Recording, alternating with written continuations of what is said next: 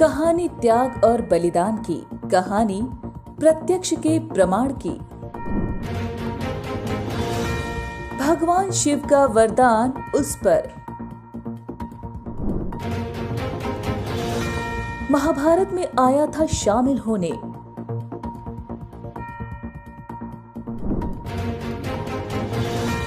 कृष्ण ने मांगा उससे शीश का दान।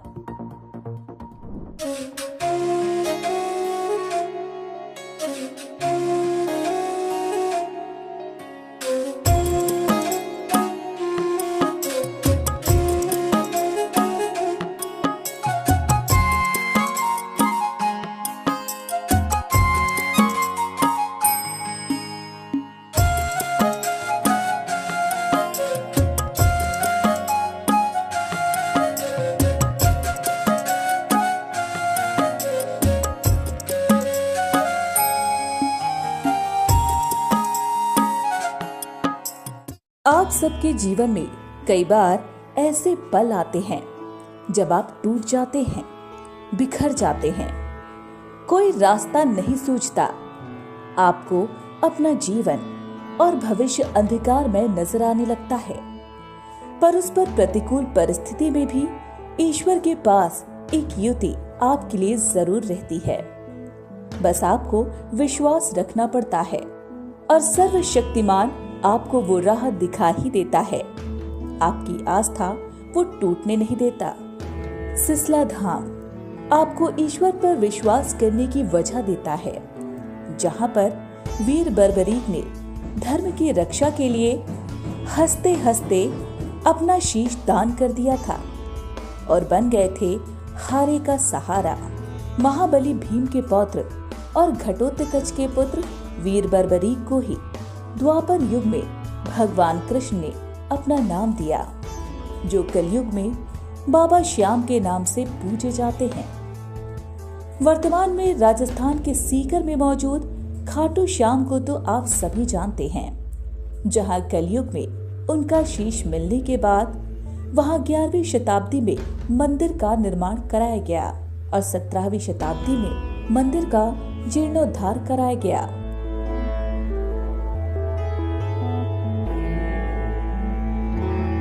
कालांतर में बाबा श्याम को कई नामों से जाना जाता है। श्याम बाबा, 3 बाणधारी, नील घोड़े पर सवार, लगदातार, हारे का सहारा, शीश का दानी, मोरवी नंदन, खाटू वाले श्याम, खाटू नरेश, श्याम धड़ी, दीनों का नाथ, कलयुग का अवतार, कलयुग के श्याम। लेकिन वीर बर्बरीक ने जहां शीश का दान दिया था, वो जगह है कैथल के सिसला गांव में, जो आज सिसला धाम के नाम से भी जाना जाता है। ये जगह कुरुक्षेत्र के उस 84 कोस के दायरे में आता है, जहां महाभारत के युद्ध से जुड़े अभिलेख या निशानियां मिलती हैं। स्थानीय लोगों की मान्यता है कि खाटू श्याम उस जगह पर है जहां बाबा का शीश प्रकट हुआ। लेकिन सिसला धाम में तो स्वयं वीर बर्बरीक ने अपने शीश का दान दिया था। ये वही जगह है जहां पर भगवान श्री कृष्ण ने बर्बरीक की वीरता की परीक्षा लेने के बाद दक्षिणा स्वरूप शीश का दान ले लिया था और बर्बरीक के महाभारत का युद्ध देखने की इच्छा भी पूरी की।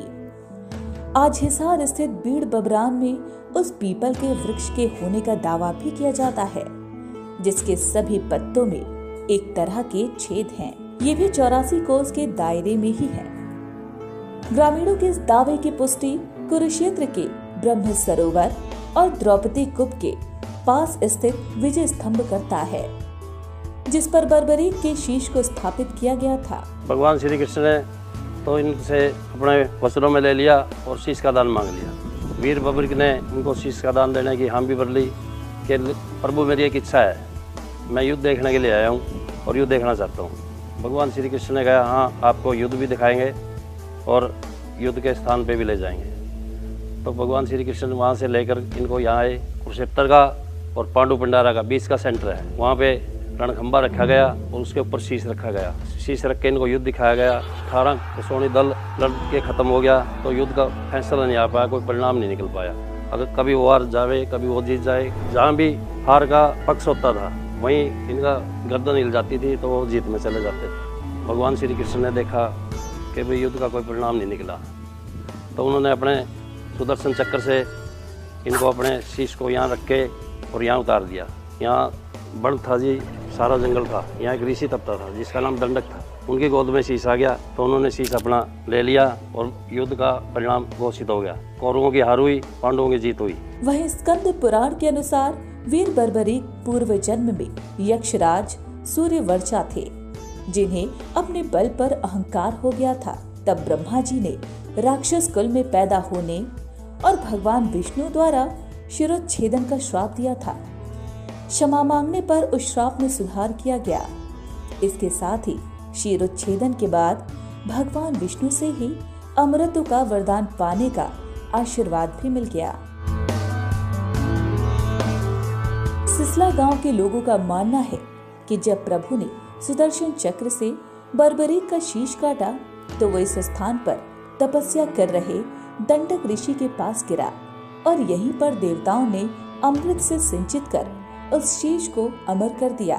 यहीं से उसके शीश को उठाकर कुरुक्षेत्र ले जाया गया और महाभारत के युद्ध के बाद श्री कृष्ण ने उन्हें अपना नाम देकर हमेशा के लिए अमर कर दिया। महाभारत का युद्ध समाप्त हुआ। बर्बरीक को श्याम का नाम मिला, जिसके बाद दंडक ऋषि ने ही जहाँ शीश गिरा वहीं सिस्सा धाम की स्थापना की। शीश का दान जब महाभारत में हुआ उस टिल्ले को ऊपर रखा हृदय के अंदर। जब निर्णय नहीं हुआ तो यहाँ दंडक ऋषि गोद में आकर गिरा। उन्हें कृष्ण जी ने हटा दिया, यहाँ से हटाओ, युद्ध नहीं होगा, निर्णय नहीं हो सकेगा, लंबा चलेगा। तो यहाँ उसकी गोद में आकर गिरा था शीश। ये शीश वही है प्राचीन, इसमें कोई मिलावट नहीं है। कुरुक्षेत्र वालों ने जो भी है साइंस ने खोज करी, वे वही महाभारत काल शीश है। जैसे जैसे मंदिर की कीर्ति फैलती गई, मंदिर का विकास भी होता गया। स्थानीय लोगों की ऐसी आस्था इस मंदिर में है कि लोग अपने कामकाज से समय निकालकर मंदिर में सेवा देते हैं।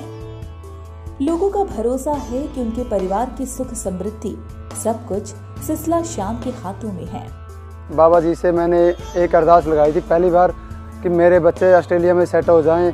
बाबा जी ने ऐसी कृपा करी कि मेरे लड़का और बहू दोनों ऑस्ट्रेलिया में सेट हो गए और मेरा लड़का बीमार भी हो गया था, लेकिन बाबा जी से मैंने अरदास लगाई तो मेरा लड़का भी बाबा जी की कृपा से बिल्कुल ओके है और ऑस्ट्रेलिया में अब बढ़िया तरीक़ा से सेट है। बाबा श्याम के दरबार में आने से मेरे को व्यापार में बढ़ावा मिला है। मोटरसाइकिलों को एजेंसी करी है मैंने, आर्ट की दुकान करी है मैंने। इसी की देन है, बाबा की देन है।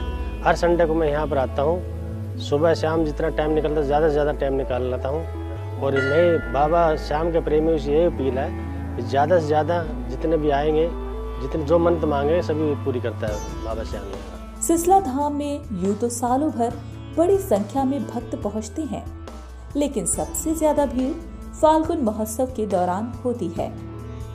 शुक्ल पक्ष के एकादशी द्वादशी तिथि को तो यहाँ तिल रखने की जगह नहीं होती। इसके अलावा रविवार को भी अच्छी संख्या में भक्त यहाँ पहुँचते हैं।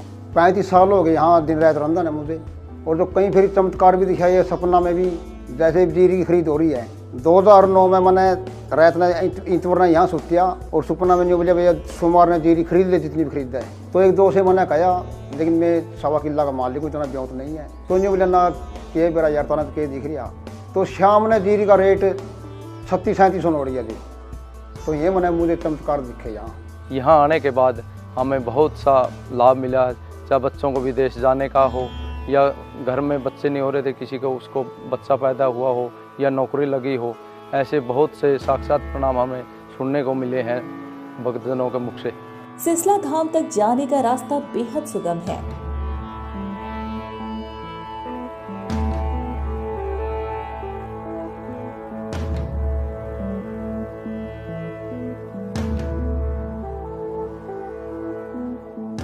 धाम आने से कई किलोमीटर पहले से ही ये धाम दिखने लगता है, जिसका कारण है इसकी बनावट और स्थापना। मंदिर की भूमि के आसपास के इलाके से थोड़ी ऊंचाई वाली है।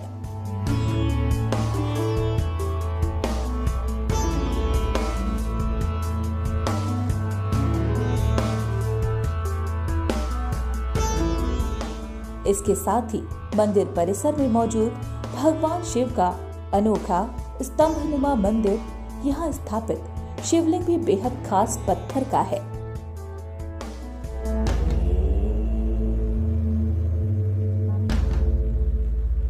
बगल में नंदी विराजमान है।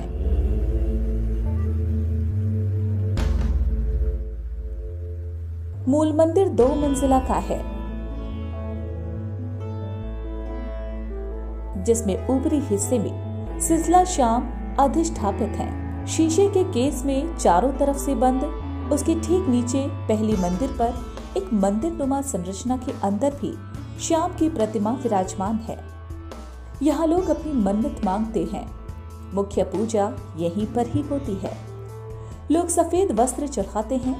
इसके अलावा मंदिर परिसर में कई दूसरे देवी देवताओं के मंदिर स्थापित हैं।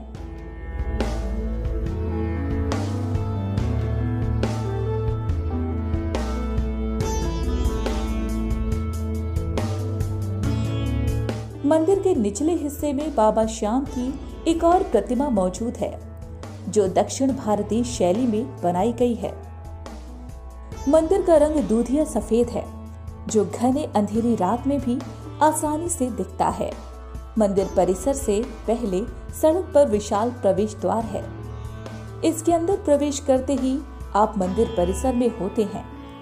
परिसर पूरी तरह से पक्का है और कई नागरिक सुविधाएं भक्तों के लिए यहाँ मौजूद हैं।